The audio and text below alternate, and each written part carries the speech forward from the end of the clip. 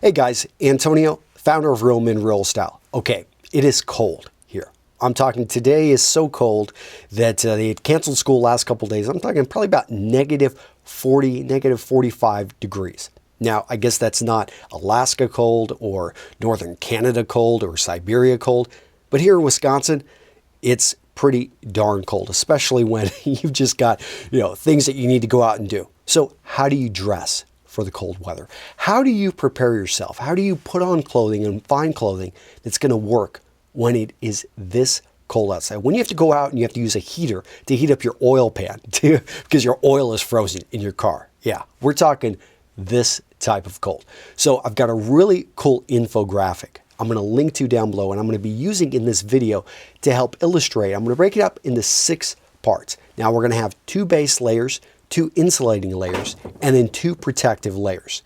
Now, what you're going to see with the protective layers is that you're not going to have to wear both, although you can bring them together and you can interchange them. And I'll show in the images, but I want to give a quick overview so that you can go out there and you can make some smart purchasing decisions and make sure you buy clothing that actually works. So the most important thing, I'm going to start off with the base layer. The most important thing with the clothing that is next to your body is it wicks away sweat. If you layer properly and if you're dressed warm, you may find yourself in a situation in which you're lifting or you're moving quickly or you're having to go for a half-mile walk, hopefully not in super cold weather, but some of us have to, and you're going to find that hey, you're starting to sweat. And in fact, my example, I used to climb radio communication towers in eastern Iowa during the winter. And when you're climbing up a 400-foot or a 1,000-foot tower, that's a lot of work. And you would start to sweat. The way we would manage it is we would break it up and you would take rests as you were going up so that you didn't overheat. But we always made sure that our underwear, both our undershirts and our briefs, and then our thermal underwear, we made sure that it was wicking, that it would pull moisture from the body. So you want to make sure you're using the right material. Cotton is something you need to be really careful of, especially if it's not a more modern weave that's going to, maybe in a gauze format. That works okay, but I like to go with some of the performance fibers, and a lot of these are man-made, and you just want to make sure that they have wicking properties. I know there's a Polytech Polyfleece that I've used in the past that comes out of Malden Mills, and this is a great job. It specifically says that it will pull moisture from the body, and it does. Wool is really nice, and if you can find, I think it's Icebreaker is a really nice brand. A little bit pricey, but worth it if you're spending a lot of time out there, because this long thermal underwear is going to do a good job of, again, wicking away moisture from your body. Okay, so we've talked about the base layer. Let's go to the insulating layer. The insulating layer is all about not only trapping in the heat, but making sure the cold doesn't come in. So what do I mean by insulation is all about not allowing basically energy to transfer in or out. So in the same way your cooler keeps ice cold throughout the day, and even your house, here in our home, we've got insulation in the siding, and that basically keeps the cold out, keeps the heat in. That's what you want with that insulating layer. So you want to make sure you look at wools. Cotton, nah, not so much. You want to be looking, some synthetic fibers, they do a great job, especially the modern fleeces. Those are a great alternative to the luxury fabrics. Wools, cashmeres, all of these animal fibers are usually pretty expensive. So an alternative is to look at these fibers.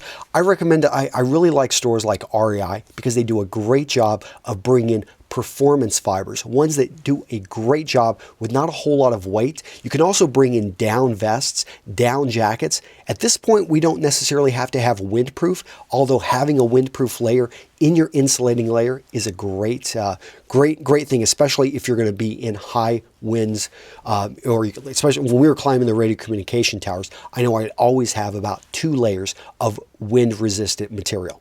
Okay, so now we're moving to the outer shell. And again, go check out the infographic. I'll give you a lot more details, talk about even some insulating gloves that you would wear under your normal gloves or mittens. But now we're getting into the protective layer. The protective layer is all about stopping the wind and dealing with the elements. So you may be dealing with snow, you may be dealing, well, in some cases, if it's a bit warmer, maybe sleet or rain, or just conditions in which you want to make sure that that wind is not able to pierce. Because that wind, as you guys know with wind chills, we can see a 20 to 30 degree drop. If you start to sweat underneath, and you've also got a breakup, so also make sure you've got overlayers. So you want to make sure, that's why I really like full body bibs as one of the protective outer layers.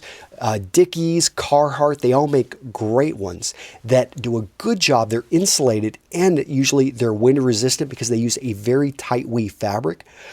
You'll want to wear a shell at least. There's also some heavier parkas or duffel coats, which not only are windproof shells, but also have an insulating property as well. Now, your feet, don't forget your feet. So you're going to want to make sure that you've got a snow boot or a winter all-purpose boot. Those are usually going to have a good amount of room off of the ground.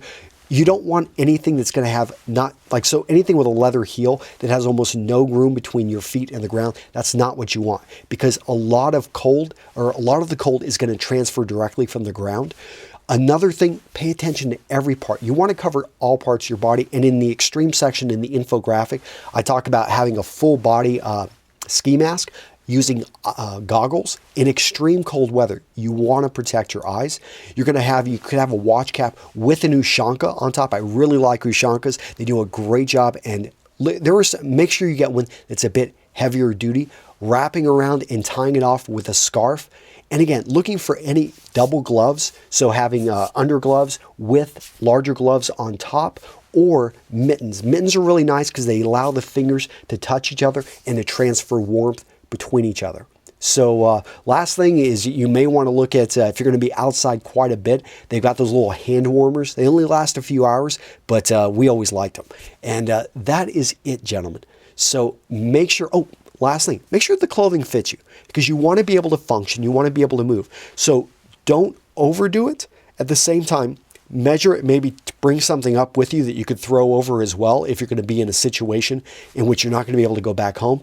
But I find that practice also helps. Put it on before you need it, and wish you guys the best. Hopefully you're able to put this to use, even if you're in a warmer climate, like, let's say Texas. I know sometimes it gets cold. I saw the ice storm that hit Austin and how they canceled school with like 0.001 inches of snow. Yeah.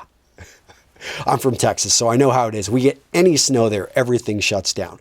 But no, stay warm, guys, and I will see you in the next video. Take care. Bye-bye.